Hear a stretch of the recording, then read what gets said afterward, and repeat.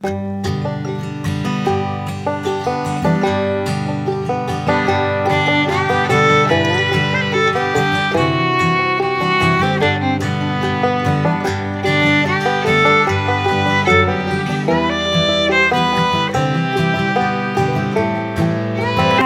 প্রথম দিন এসে আমরা যেহেতু একটু বেলা করে বেরিয়েছিলাম, তো বেলা থেকে বিকেল পর্যন্ত আমরা টোটাল 5টা স্পট দেখেছিলাম।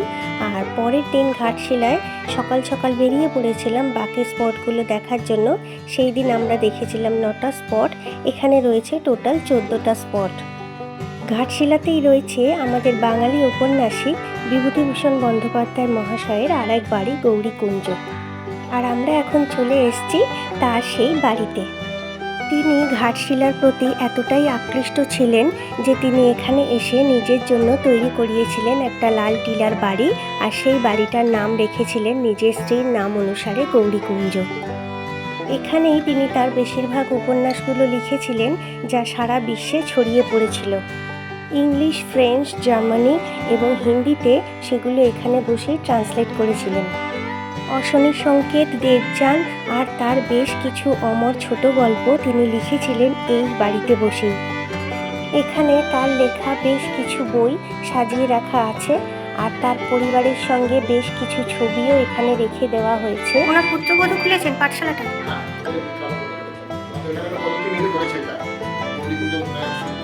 মিত্রা বন্দ্যোপাধ্যায় আর ওনার ছেলে কোথায়? তারা পা দেখেছে নি?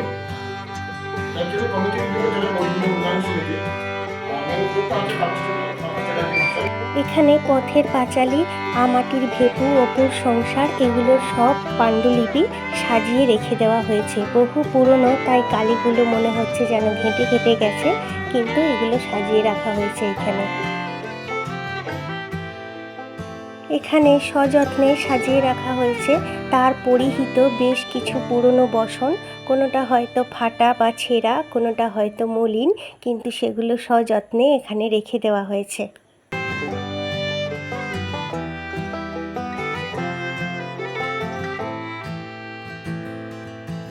তার পুত্রবধূ যে পাঠশালা খুলেছিলেন, সেই পাঠশালার ছাত্রছাত্রীরাই এই সমস্ত ছবিগুলো এঁকেছেন। আর তার যে ঘরের ছবি বা বাড়ির ছবি, তার যে পোশাকের ছবি, সেগুলো তারা সুন্দর করে এঁকে সাজিয়ে রেখেছে। 1950 সালের 1 নভেম্বর হার্ট অ্যাটাকের কারণে লেখক এই বাড়িতেই তার শেষ নিঃশ্বাস ত্যাগ করেছিলেন।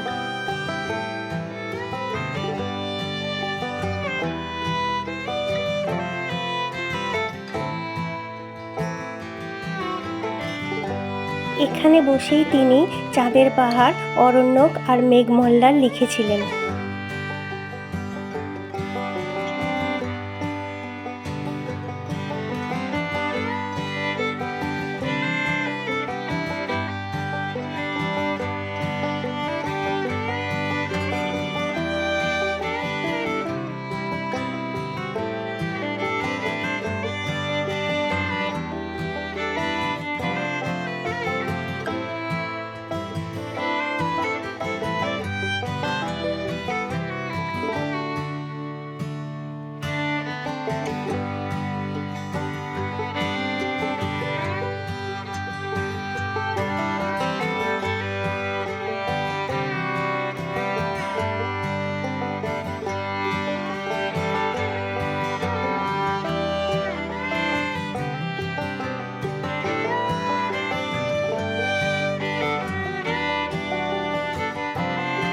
আর এটাই হলো তার পুত্রবধূর তৈরি সেই পাঠশালা, যেখানে ঘাটশিলার ছোট ছোট শিশুদের শিক্ষাদান করা হয়।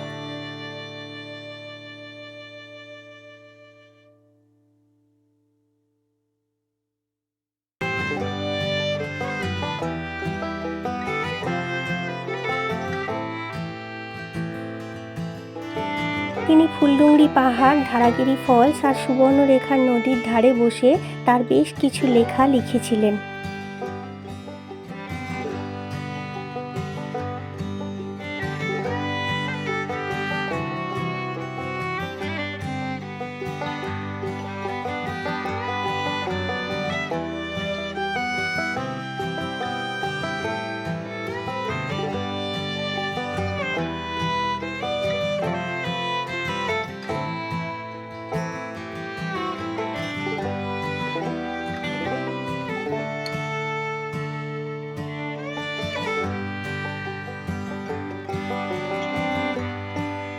গৌরীকুঞ্জ দেখে এখন আমরা চলে এসেছি রামকৃষ্ণ মঠে।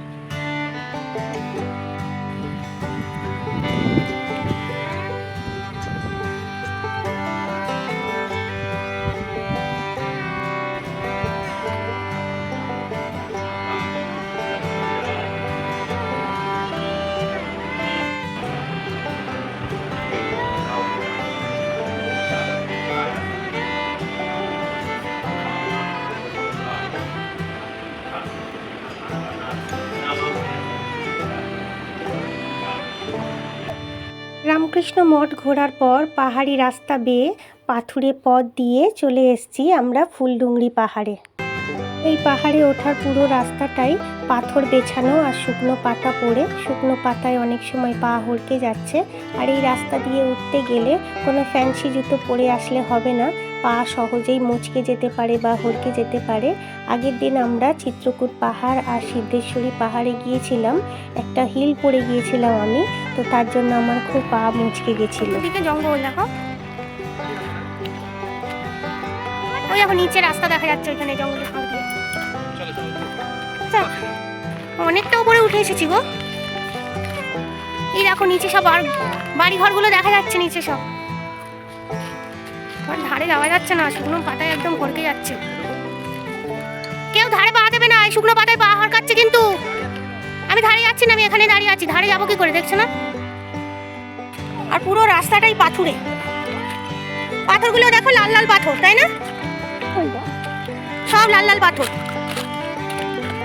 ওই পাথর এগুলো কুড়িও না, দেখো কি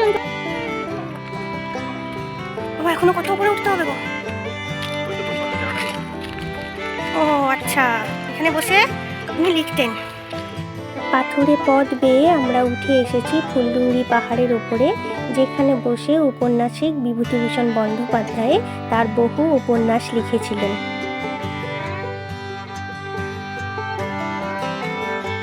এখানে ঝুলনের মধ্যে সাজানো দেখো।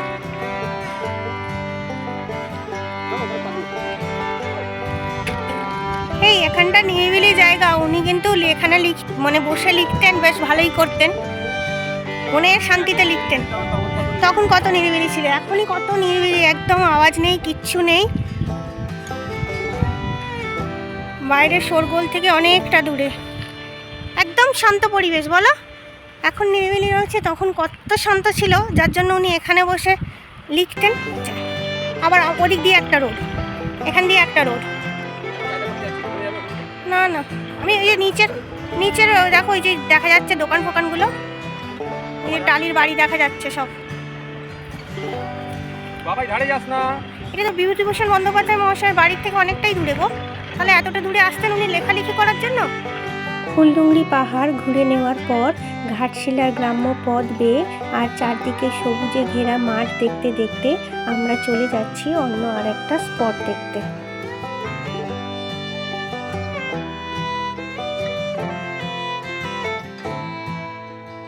আমরা এখন চলে এসেছি সুবর্ণরেখা নদীর তীরে, আর এখানকার জলটা খুব ঠান্ডা। আর এই নদী তীরের স্নিগ্ধ শীতল শান্ত জলে এখানকার গ্রামবাসীরা স্নান করে বা তাদের কাজকর্ম সারে, বা এখানে বহু ধোপা রয়েছে যারা এখানে এসে কাচাকুচি করে এই পাথরের গায়ে তাদের জিনিসপত্র শুকনো করে নেয়। চতুর্দিকটা দেখতে বেশ ভালো লাগছে, একদম শান্ত লাগছে। তো চলো বন্ধুরা, আজ এখানেই বিদায় নিচ্ছি, আবারও দেখা হবে। এখনকার জন্য টাটা।